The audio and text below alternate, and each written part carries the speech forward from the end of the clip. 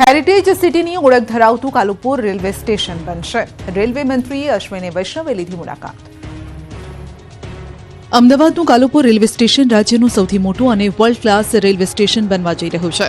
કેન્દ્રીય રેલવે મંત્રી અશ્વિની વૈષ્ણવ દ્વારા અમદાવાદના કાલુપુર રેલવે સ્ટેશનના રીડેવલપમેન્ટની કામગીરીની સમીક્ષા કરાઈ. રેલવે સ્ટેશનના રીડેવલપમેન્ટની કામગીરી નિહાળી. કાલુપુર રેલવે સ્ટેશન દેશનું વર્લ્ડ ક્લાસ રેલવે સ્ટેશન બનવા જઈ રહ્યું છે, જેને લઈને માહિતી આપી. હેરિટેજ લોકાપાશે 3.5 વર્ષમાં બનીને તૈયાર થશે. મોડર્ન અને સ્ટ્રક્ચરલ ડિઝાઇનની ટેકનોલોજીનો ઉપયોગ કરવામાં આવશે.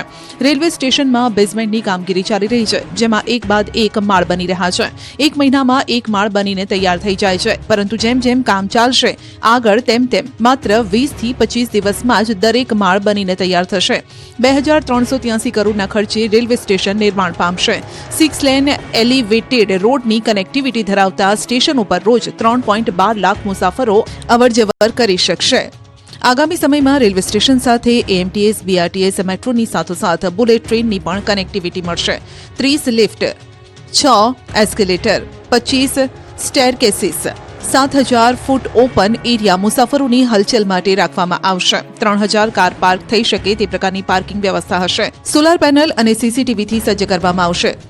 બુલેટ ટ્રેનનું કામ ઝડપથી ચાલી રહ્યું છે. 360 કિલોમીટરનું કામ પૂર્ણ થયું છે. નગરપાલિકાએ 300 કરોડ રૂપિયાનો ખર્ચ બોડીગાર્ડ માટે કર્યો. અમદાવાદ, વડોદરા અને રાજકોટ મહાનગરપાલિકાએ પદાધિકારીઓ અને અધિકારીઓની સુરક્ષા પાછળ 300 કરોડનો ધુમાડો કરી નાખ્યો. અમદાવાદ મહાનગરપાલિકાના પદાધિકારીઓ અને અધિકારીઓની સુરક્ષા કવચ પાછળ કરોડો રૂપિયાનો ખર્ચ કરાયો. આ અધિકારીઓની સુરક્ષા પાછળ જેટલા પૈસા અત્યાર સુધી ખર્ચાયા છે તેનો આંકડો સાંભળીને તમે ચોંકી જશો.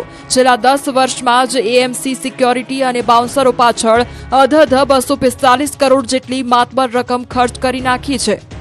આ બાજુ વડોદરા મનપા વહીવટદારોની સુરક્ષા પાછળ 23 થી 25 કરોડ રૂપિયાનો આર્થિક ખર્ચ કરવામાં આવ્યો છે. ત્યારે આ મામલે વિપક્ષે પ્રહાર કરતા કહ્યું કે પ્રજાના મતોથી ચૂંટાયેલા પ્રતિનિધિને બાઉન્સરની શા માટે જરૂર છે.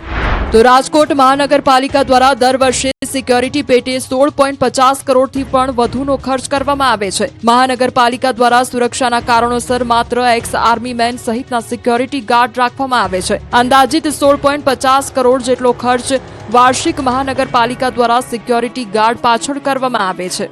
મોરબી મનપા બન્યા બાદ કામગીરી ધીમી પડી, રઝળતા અરજદારો.